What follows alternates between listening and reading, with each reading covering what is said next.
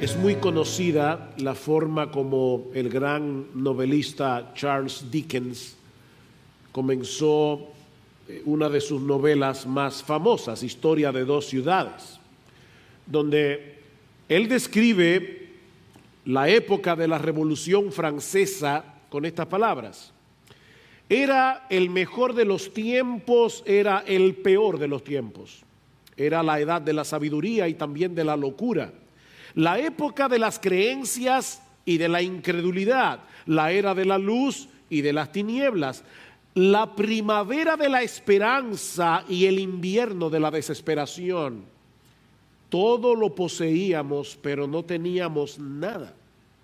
Caminábamos en derechura al cielo y nos extraviábamos por el camino opuesto.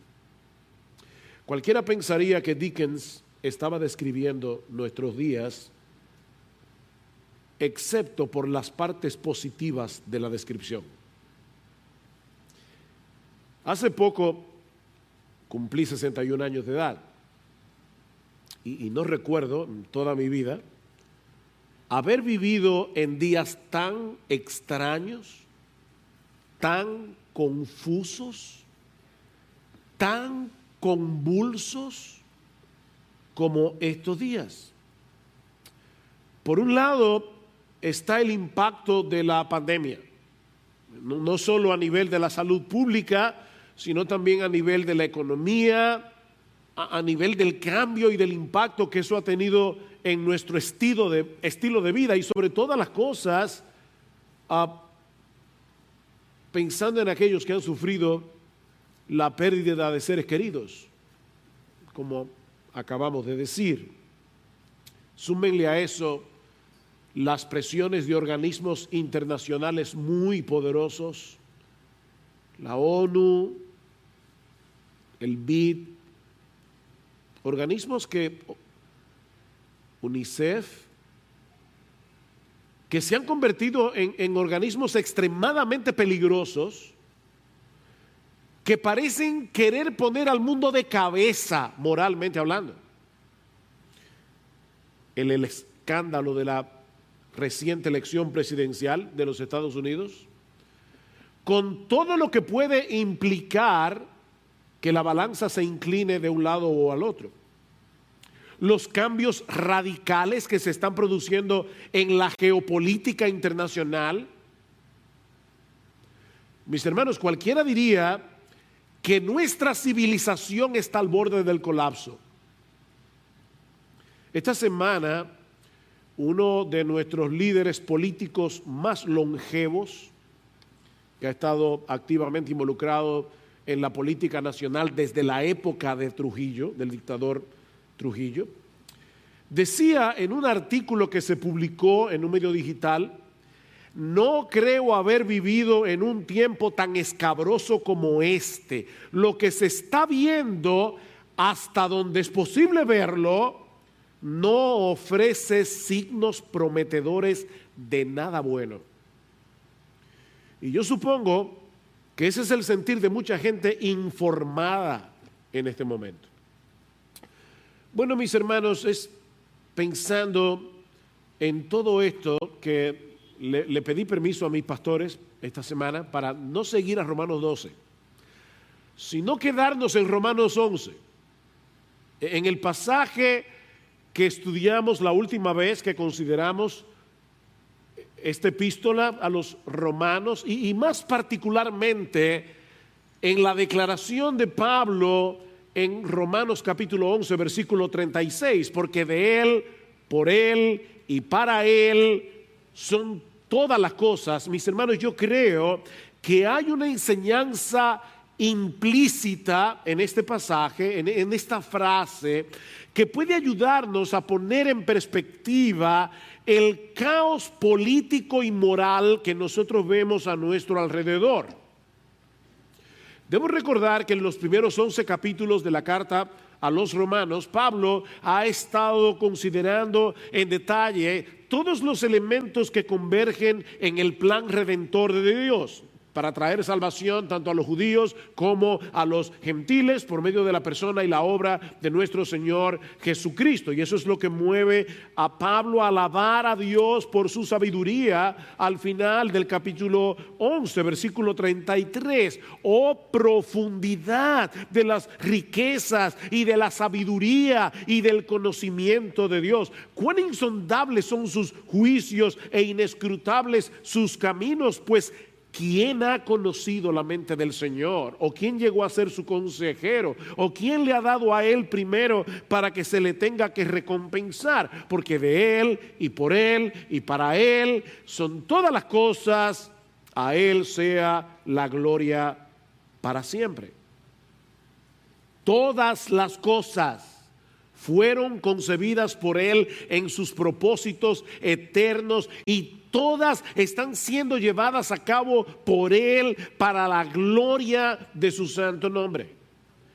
Y aunque esta declaración incluye todo lo que Dios ha hecho en la creación y lo que ha seguido haciendo en su providencia, en el ejercicio de su soberanía en el mundo, no debemos olvidar que el enfoque primordial de Pablo en Romanos 11:36 es el evangelio, es el plan de salvación en Cristo. En medio del aparente caos de la historia humana, Dios ha estado ejecutando sus decretos eternos, primero a través de Israel, la nación escogida por Dios en el Antiguo Testamento, por medio de la cual nos dio su palabra y nos dio al Mesías, y luego a través de la iglesia, el Israel del nuevo pacto. Y es aquí precisamente, mis hermanos, donde entra en juego la enseñanza que yo quisiera compartir con ustedes en la mañana de hoy a la luz de Romanos 11:36. Y es el hecho de que Dios gobierna la historia humana en función de su plan de redención en Cristo para el bien de su iglesia. Yo voy a decir eso otra vez. Cuando nosotros vemos Romanos 11:36, en el contexto de los primeros 11 capítulos de la carta a los Romanos, entendemos que Dios gobierna la historia humana en función de su plan de redención en Cristo para el bien de su iglesia. Mis hermanos, pensemos por un momento en todas las cosas que sucedieron en la historia de la nación de Israel durante la época del Antiguo Testamento, teniendo como meta el cumplimiento de la promesa que Dios le dio a Adán y Eva cuando cayeron en pecado, que Él enviaría un Salvador, Él enviaría un Mesías. Todo lo que entró en juego aquí, el llamamiento de Abraham, la historia de los patriarcas, los pactos que Dios hizo con Abraham, Isaac y Jacob, los años de esclavitud en Egipto, la liberación de esa esclavitud a pesar de la dureza de Faraón y el éxodo hacia la tierra prometida, el levantamiento de la monarquía, el pacto que Dios hizo con David, la división del reino entre el norte y el sur, el cautiverio babilónico, el retorno de los israelitas a la tierra de Judá.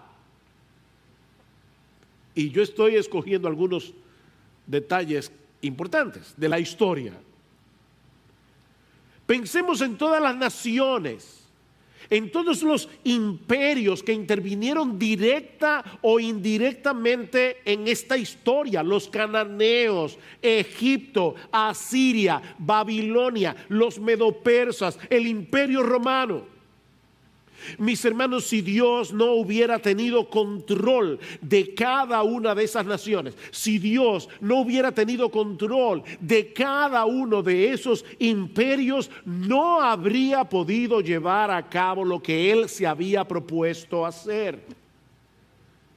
De manera que la historia del mundo ha estado girando en torno a ese plan de redención, teniendo en el mismo centro la historia de su pueblo. Por ejemplo, me llama muchísimo la atención este pasaje de Deuteronomio capítulo 32, sobre todo en su contexto más amplio, pero solamente me voy a limitar a citar el versículo 8. Dice en Deuteronomio capítulo 32, versículo 8, escuchen esto, que Dios fijó los límites de los pueblos según el número de los hijos de Israel. Dios fijó los límites de los pueblos según esa pequeñita nación en Medio Oriente, más pequeña que República Dominicana.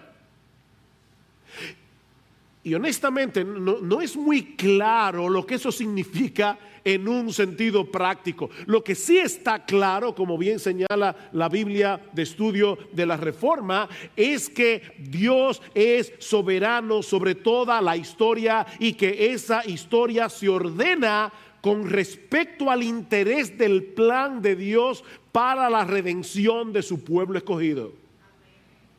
Eso sí está claro. De hecho, es interesante notar en la historia del Antiguo Testamento que solo se mencionan todos esos grandes imperios: Egipto, Asiria, Babilonia, los medo-persas y aún el Imperio Romano, por la manera como incidieron en la historia de Israel. Por eso se mencionan. Y lo mismo podemos decir de todas las partes históricas del Nuevo Testamento. Mis hermanos, ¿por qué se menciona César Augusto en los evangelios? Un emperador tan importante. Bueno, la única razón por la que César Augusto aparece en este libro es porque él fue que hizo el edicto aquel que obligó a José y a María a tener que trasladarse de Nazaret a Belén, para que Jesús naciera en Belén, porque estaba profetizado en Miqueas que ahí nacería el Mesías. Así que Dios usó a César Augusto, que no tenía ni idea de lo que él estaba haciendo. Dios usó ese decreto para mover las cosas de tal manera que se cumpliera la profecía, y esa es la única razón por la que César Augusto está en la Biblia. ¿Por qué se menciona Herodes el Grande? Oigan cómo se llamaba él así mismo. Y no lo confundan, mis hermanos, con el Herodes que luego iba a juzgar a Jesús, porque son dos Herodes diferentes. Pero ¿por qué se menciona Herodes el Grande en los evangelios? Bueno, porque él fue el que quiso matar a los niños para matar al Mesías, y eso obligó a José y a María a tener que regresar a Nazaret y que Jesús se criara en la ciudad de Nazaret. Esa es la única razón por la que Herodes está en la Biblia. Mis hermanos, la historia se mueve en función del plan redentor de Dios en Cristo. Pablo dice en Efesios capítulo 1, versículo 10, que el propósito de Dios es el de reunir todas las cosas en Cristo, tanto las que están en los cielos como las que están en la tierra. Y en ese contexto, Pablo menciona el hecho de que en Él también hemos obtenido herencia, habiendo sido predestinados según el propósito de aquel que obra todas las cosas conforme al consejo de su voluntad. Él es soberano. Todas las cosas. ¿Qué incluye todas las cosas? Todas las cosas.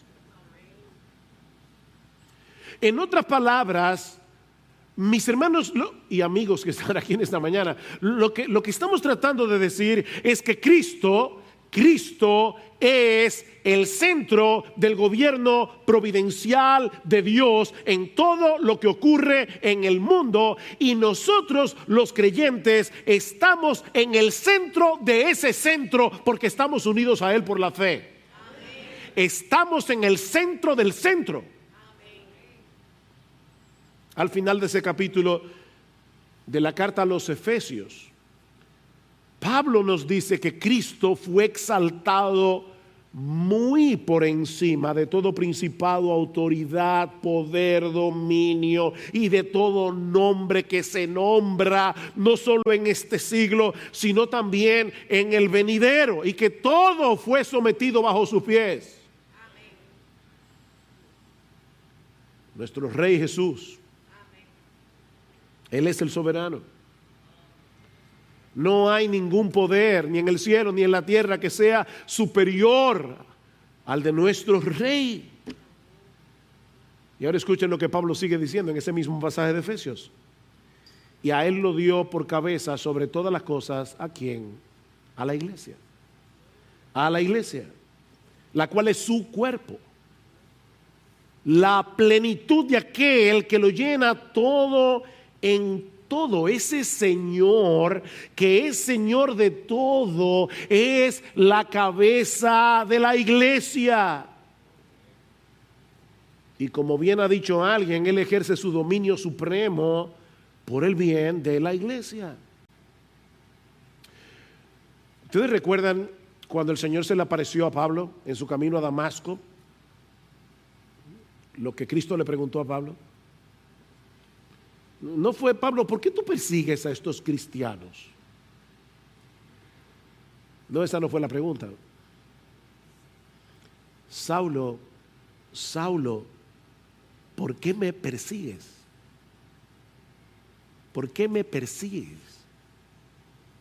Es tal la identificación de Cristo con su iglesia que perseguir y maltratar a los suyos es perseguirlo y maltratarlo a Él. Él es el centro alrededor del cual gira la historia del mundo y nosotros estamos en Él. Eso es totalmente contrario a la perspectiva que el mundo tiene de la iglesia. A los ojos del mundo incrédulo, la iglesia es algo insignificante, totalmente insignificante. La única razón por la que la iglesia pudiera tener cierta relevancia es cuando la iglesia se involucra en cosas sociales, alimentar a los pobres, a hacer cosas sociales que son buenas, no estoy criticando eso, pero a los ojos del mundo, esa es la única razón por la que la iglesia tiene cierta relevancia. De ahí la insistencia de que nosotros hagamos esas cosas. La visión de la Escritura es totalmente a la inversa. A los ojos de Dios es su pueblo lo que importa. Es su pueblo. Y la historia del mundo se mueve en función de su pueblo. Es al revés. Un teólogo norteamericano muy bueno, Archibald Alexander Hodge, dice lo siguiente comentando un párrafo de la Confesión de Fe de Westminster, hablando de la providencia divina, y me encantó este párrafo. La historia de la redención es la llave de la filosofía de la historia humana en general. Es la llave para entender qué es lo que está pasando. La raza es preservada, los continentes e islas se pueblan con habitantes, las naciones se elevan a imperios, la filosofía, las artes, la civilización y la libertad avanzan para que la iglesia, la esposa del Cordero, se adorne y perfeccione. ¿Qué perspectiva? Y yo me temo, mis hermanos, que muchos cristianos, sobre todo en estos días, han perdido esa perspectiva. Parece que la ONU es más poderosa que Jesús. Parece que George Soros es más poderoso que Jesús. Es por eso, mis hermanos, que Pablo puede decir con toda certeza en Romanos capítulo 8, versículo 28, que a los que aman a Dios todas las cosas cooperan para bien. A los que aman a Dios. Miren, si alguna cosa, el coronavirus que no se ve a simple vista, cualquier cosa, estuviera fuera del control soberano de Dios, o si hubiera algo más importante para Dios que el desarrollo de su plan de redención en y a través de la iglesia, Romanos 8:28 no tendría sentido. Pero como Dios lo gobierna todo, y como nosotros somos la niña de sus ojos, Él se va a encargar de que todas las cosas obren para el bien de aquellos que aman a Dios. Claro, definiendo el bien como Dios lo define, no como tú y yo solemos definirlo. Hermanos, en el plan de Dios no hay imprevistos. Y su iglesia se encuentra en el centro mismo de ese plan. No lo olvides, nosotros somos la niña de los ojos de Dios.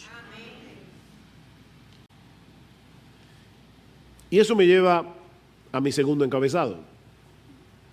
Esa es mi enseñanza a la luz de Romanos 11:36. Permítame ahora traer algunas aplicaciones prácticas. En primer lugar, y es la razón por la que me he sentido movido a volver otra vez a Romanos 11:36. Esta enseñanza nos permite mirar con confianza el presente y el futuro, sabiendo que nuestro Rey Jesús continúa en control, llevando a cabo su plan de expandir su reino en la tierra a través de su pueblo. A Cristo no se le han salido las cosas de las manos. Regresemos una vez más a la historia de Israel en el Antiguo Testamento y tratemos de ponernos en el lugar de algunos israelitas que vivieron en esa época. Yo supongo que muchos de ellos deben haber pensado en más de una ocasión que la promesa del Mesías no se iba a poder cumplir, que eso era imposible. Demasiadas amenazas de naciones poderosas alrededor y mucha debilidad interna por causa del pecado del mismo pueblo. Si nosotros hubiéramos vivido en esa época y escuchamos a los profetas decir, vienen tiempos gloriosos, viene un Mesías, uno dice, eso no es posible.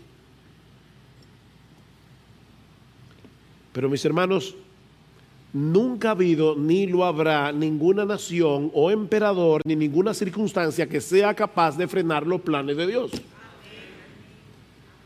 Eso no es posible. Por eso le pedí a los pastores que leyeran Isaías 40. Para mí era importante que ustedes tuvieran en mente Isaías 40 a la hora de escuchar este mensaje. ¿Qué dice Isaías? En Isaías 40:15, aquí las naciones son como gota en un cubo. Hermanas, cuando ustedes están limpiando la casa y tienen un balde de agua y a veces hay agua que se queda abajo en el cubo, ni siquiera adentro, sino abajo. Y cuando usted levanta el cubo, esas gotas caen así del cubo. Dice Dios, las naciones del mundo son como una gota que se cae de un cubo y son estimadas como granos de polvo en la balanza. ¿Cuánto pesa un grano de polvo? ¿Tú te imaginas a una persona, a una hermana que va al mercado y venden las frutas por libra? Y le dice, no, límpiame ese mango para que no pese más de la cuenta, porque yo tengo temor de que tiene algo de polvo encima. Es que el polvo no va a inclinar la balanza. El polvo no hace nada en la balanza, es nada. Y otra vez, en el versículo 17, todas las naciones ante Él son como nada, menos que nada e insignificantes. Son consideradas por Él. Y otra vez, versículos 23 y 24, Él es el que reduce a la nada a los gobernantes y hace insignificantes a los jueces de la tierra. Apenas han sido plantados, apenas han sido sembrados, apenas ha arraigado en la tierra su tallo, cuando Él sopla sobre ellos y se secan. Y la tempestad como hojarasca se los lleva.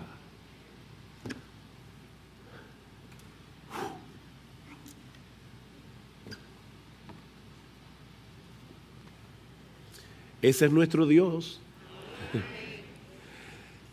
el soberano, el todopoderoso, Rey de los reyes y Señor de los señores, cuya mano nadie puede detener y al que nadie puede llamar a cuentas, como tuvo que reconocer Nabucodonosor. ¿Recuerdan en Daniel capítulo 4, versículo 35, cuando Dios lo puso a comer hierba como un buey?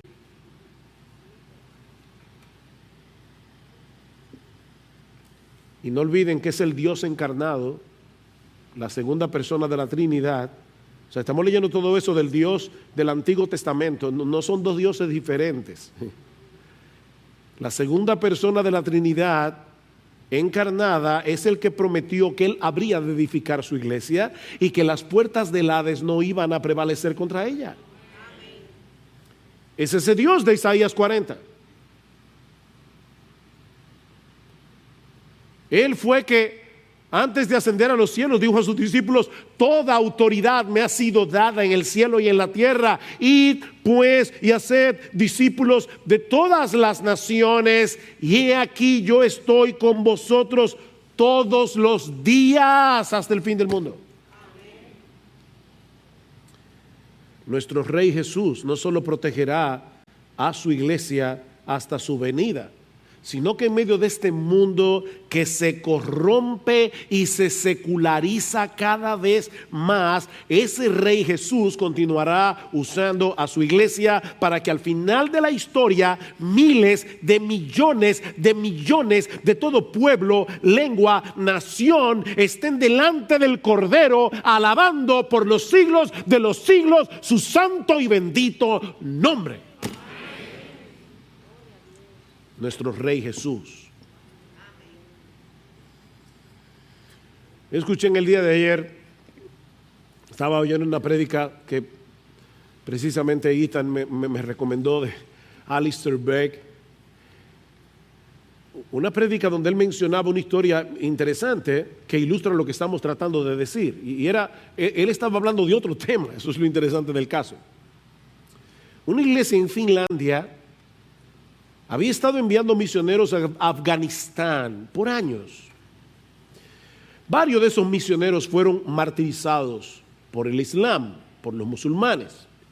De manera que en un momento dado el resto de los misioneros se vio forzado a regresar a Finlandia. En esa iglesia hoy día hay una placa en honor de esos misioneros.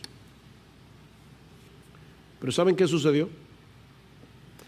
Que por causa de la inmigración, muchos afganos se han ido a vivir a Finlandia. Y como varios de los miembros de esa iglesia hablan ahora el idioma debido a ese esfuerzo misionero que se había llevado a cabo años atrás, ellos comenzaron un estudio bíblico para los afganos y muchos de ellos se están convirtiendo al Señor.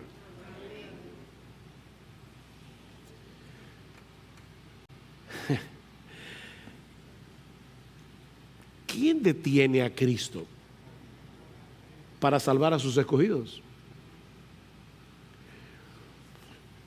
El tema de la inmigración es un tema candente hoy día. Y por favor, no lean entre líneas cuál es mi postura con respecto a ese tema, porque yo no estoy hablando de ese tema.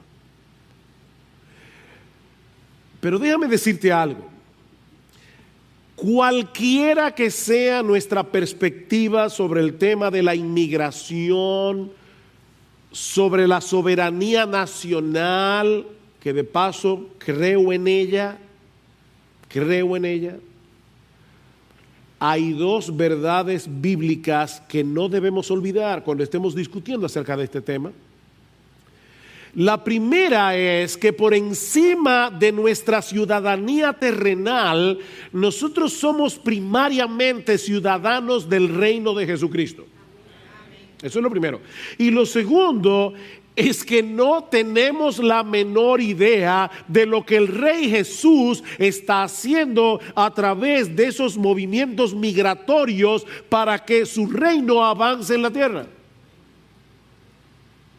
Vuelvo y repito, ¿quiere esto decir que nosotros debemos alinearnos con la agenda globalista que se está tratando de imponer en el mundo? Por supuesto que no. Yo no estoy diciendo eso.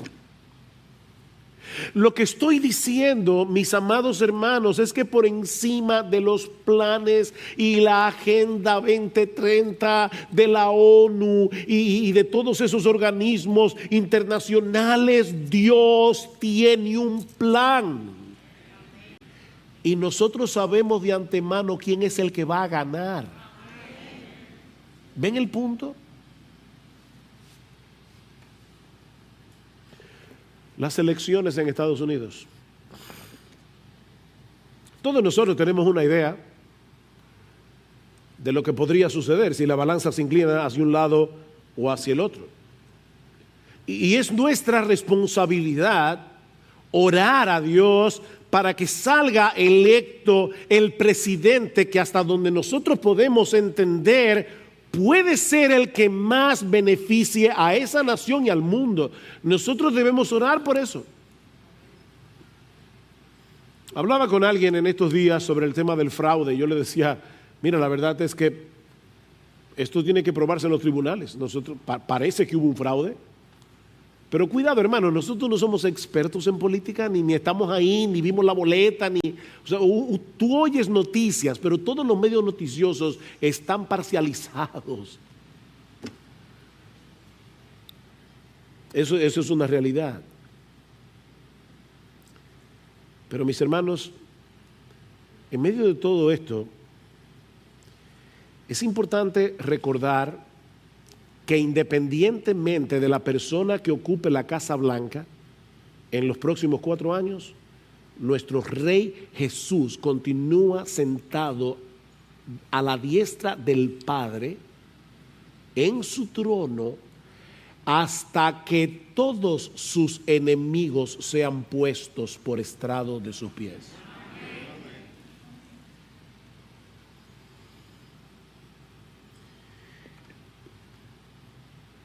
Y si la iglesia de Cristo llegara a ser abiertamente perseguida por causa del Evangelio, no existe un ser humano que sea capaz de hacer inoperante el poder del Evangelio. El Evangelio va a seguir siendo poder de Dios para salvación. Escuchen lo que Pablo le escribió a Timoteo en su segunda carta, a punto de ser martirizado, 2 Timoteo capítulo 2, versículos 8 al 10. Pablo está encarcelado en Roma. Él sabe ya que muy probablemente lo van a matar. Y él escribe esta carta a Timoteo. Acuérdate de Jesucristo, resucitado de entre los muertos, descendiente de David, conforme a mi evangelio, por el cual sufro penalidades, hasta el encarcelamiento como un malhechor, pero la palabra de Dios no está presa. Tú puedes meter en la cárcel a los predicadores, pero jamás podrán encadenar el evangelio. Eso es imposible. Por eso sigue diciendo Pablo, por tanto todo lo soporto por amor a los escogidos, todo lo soporto por amor a los escogidos, para que también ellos obtengan la salvación que está en Cristo Jesús y con ella gloria eterna. Por eso me encanta cómo Pablo comienza su carta a los filipenses. Pablo estuvo preso 2 veces. Y en su primer encarcelamiento escribió Filipenses, Colosenses, Efesios, Filemón. Nosotros no tendríamos ninguna de esas cartas si Pablo no hubiera estado preso. Así que la palabra de Dios no estaba presa. Todavía tenemos la palabra que se produjo por ese encarcelamiento 2000 años después. Y Pablo comienza y le dice: hermanos, gócense conmigo en la cárcel, gócense conmigo porque mi encarcelamiento ha hecho notorio el evangelio de Jesucristo. Y al final de la carta Pablo dice: los de la casa de César os saludan. Ustedes se imaginan a Pablo encadenado con un soldado romano, tiquiti, tiquiti, tiquiti, tiquiti, el evangelio, y los soldados convirtiéndose, traigan a otro y se convierte, y traigan a otro y se convierte.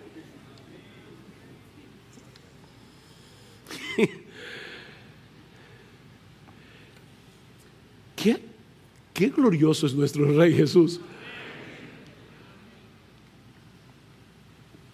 ¿Queremos nosotros que venga una persecución? Yo no lo quiero. Claro que no.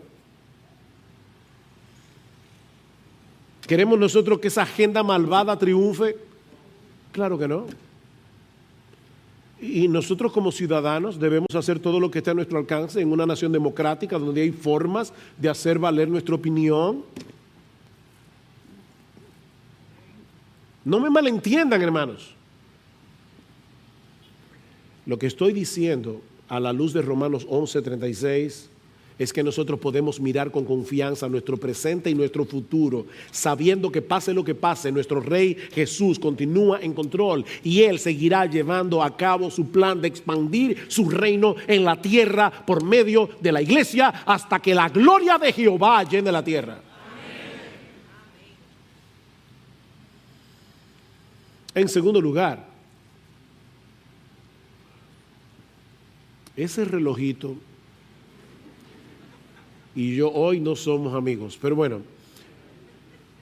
En segundo lugar, mis hermanos, esta enseñanza debe ayudarnos a poner en orden nuestro sistema de valores y nuestras prioridades para que coincidan con los de Dios. Porque nosotros estamos diciendo, no hay nada más importante en el mundo para Dios que su iglesia.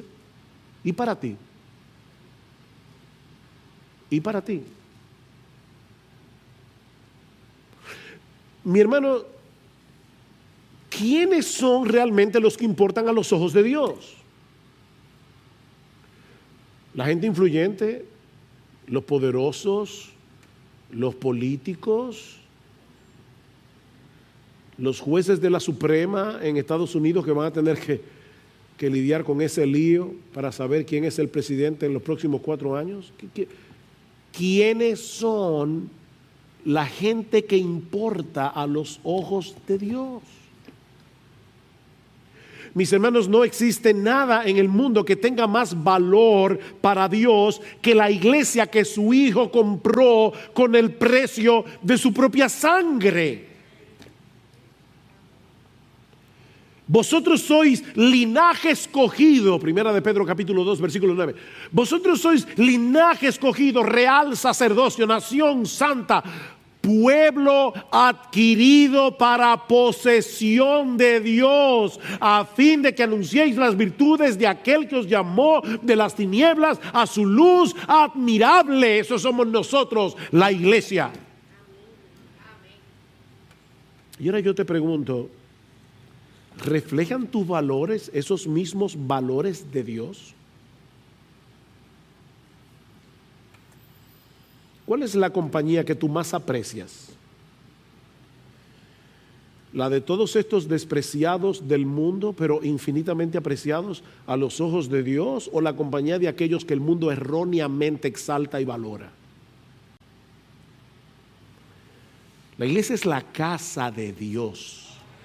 La iglesia es el templo de Dios. La iglesia es el santuario a través del cual nuestro Dios manifiesta su presencia gloriosa en el mundo. La iglesia es columna y baluarte de la verdad. Pablo dice en Efesios capítulo 3, versículo 10, que la infinita sabiduría de Dios, está siendo ahora dada a conocer por medio de la iglesia a los principados y potestades en las regiones celestes conforme al propósito eterno que llevó a cabo en Cristo Jesús nuestro Señor.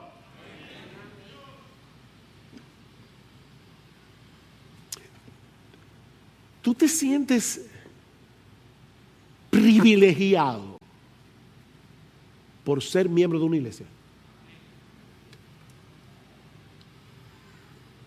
Deberías.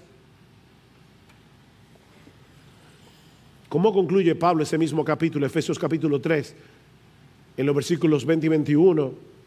Concluye con estas palabras de bendición. Y aquel que es poderoso para hacer todo mucho más abundantemente de lo que pedimos o entendemos, según el poder que obra en nosotros, a Él sea gloria en la iglesia, en Cristo Jesús, por todas las generaciones, por los siglos de los siglos. Amén. Y yo te pregunto una vez más, ¿es esa la perspectiva que tú tienes de la iglesia? Durante este tiempo en que no podíamos congregarnos por causa de la pandemia, ¿cómo tú te sentías? ¿Anhelabas de todo corazón regresar a tu iglesia y volver a ver a tus hermanos para adorar juntos al Señor y para escuchar juntos su santa y bendita palabra? Déjame hacerte de verdad esta pregunta, mi hermano, y yo sé que hay algunos que no pueden venir por causa de problemas de salud y tal vez nos están viendo por la internet en el día de hoy. ¿Tú te sientes desolado por no poder venir a la iglesia? Deberías. De verdad, deberías. ¿Estás poniendo tus dones, tus recursos a disposición de la iglesia? ¿Qué tan importante es esta iglesia para ti? No la iglesia. Es como decía Unamuno, es fácil amar a la humanidad, lo difícil es amar al hombre. Yo amo a la humanidad, no es que la humanidad no da problema. No es, si yo amo la iglesia, no, yo no estoy hablando de la iglesia, estoy hablando de esta iglesia, IBCJ. Tu iglesia, tus hermanos, tus pastores. A esto fue que Dios te dio. Yo hubiera querido Spurgeon, Whitfield, bueno, esto es lo que tú tienes. Y fue lo que Cristo te dio. Los 7 pastores que están aquí.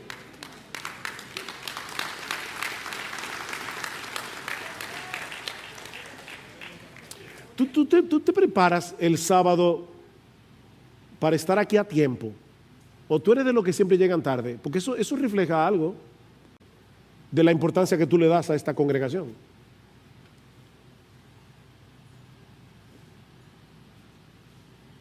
Te preparas de corazón para estar aquí.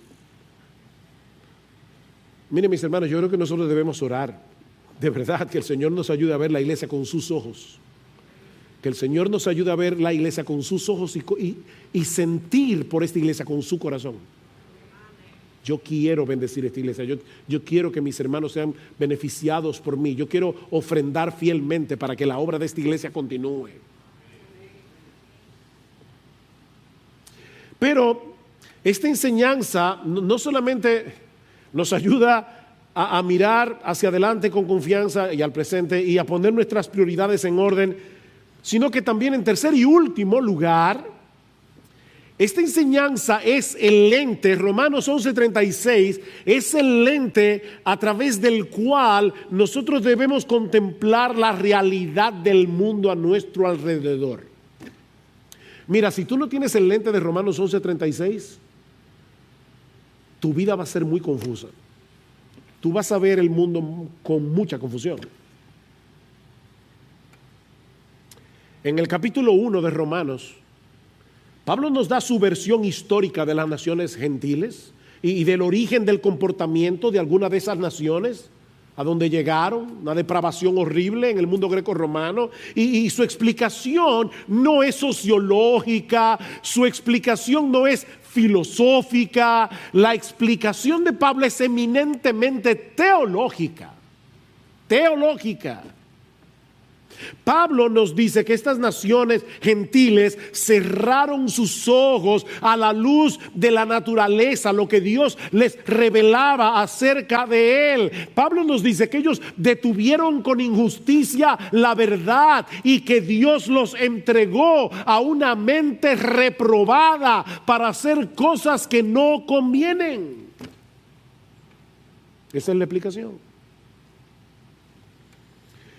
Y luego Pablo nos brinda una perspectiva de la historia de Israel. ¿Cómo nosotros podemos explicar la historia de un pueblo tan peculiar y su enorme influencia en la historia del mundo? ¿Cómo explicar el hecho de que luego rechazaran el evangelio como lo hicieron? Bueno, esta es la explicación de Pablo. Dios escogió esa nación para revelar a través de ellos su palabra y para enviar por medio de ellos al Mesías a través de una virgen de Israel. Y aún el rechazo del evangelio por parte de los judíos fue lo que hizo posible la salvación del mundo gentil, para que luego esa ola de gracia rebotara de los gentiles al remanente escogido por gracia de la misma nación de Israel. Profundidad.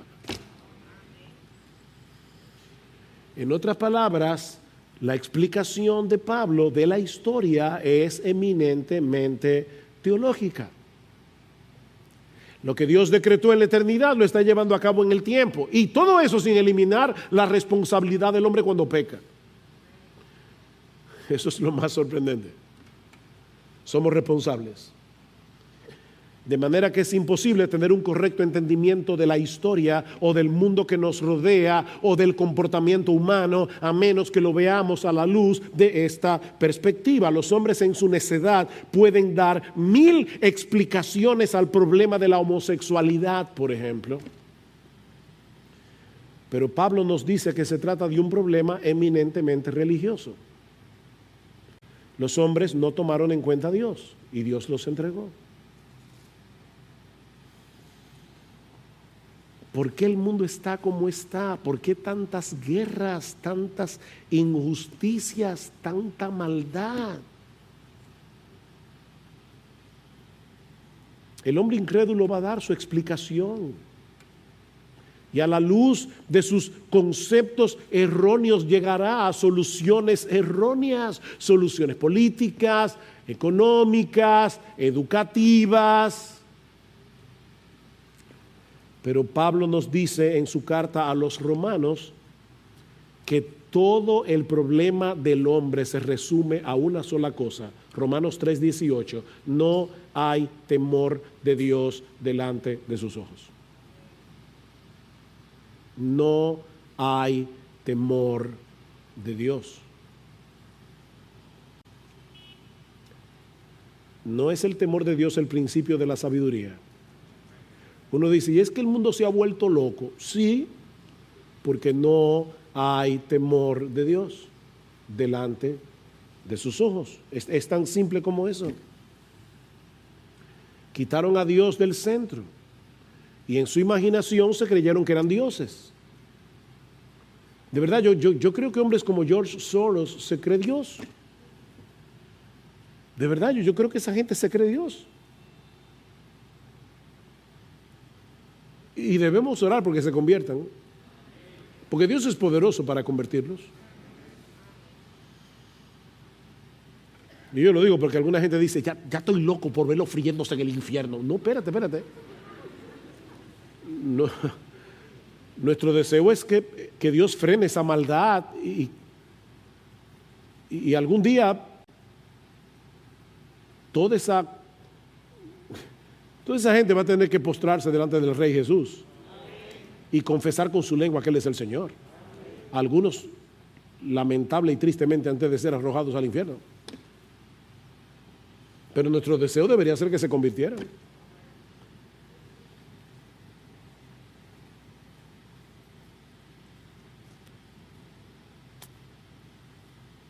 Mis hermanos, los creyentes tenemos otra perspectiva de la realidad y es la perspectiva correcta. Tú y yo tenemos la perspectiva correcta. Mira, tú no tienes que haber hecho un PhD de filosofía en Harvard. No lo necesitas. Tú tienes la perspectiva correcta del mundo. Porque de Él, y por Él, y para Él, son todas las cosas. A Él sea la gloria por siempre. Amén. Esa es la perspectiva. Ese es el lente. Hay un Dios en los cielos que dirige, sostiene y gobierna todas las cosas por medio de su providencia para la gloria de su nombre y para el bien de su iglesia. Ese es el lente a través del cual debemos interpretar la realidad. De lo contrario, mis hermanos, y eso es lo que me ha movido a traer este sermón en esta mañana. De lo contrario, nos vamos a llenar de temor, nos vamos a llenar de ansiedad, nos vamos a llenar de confusión.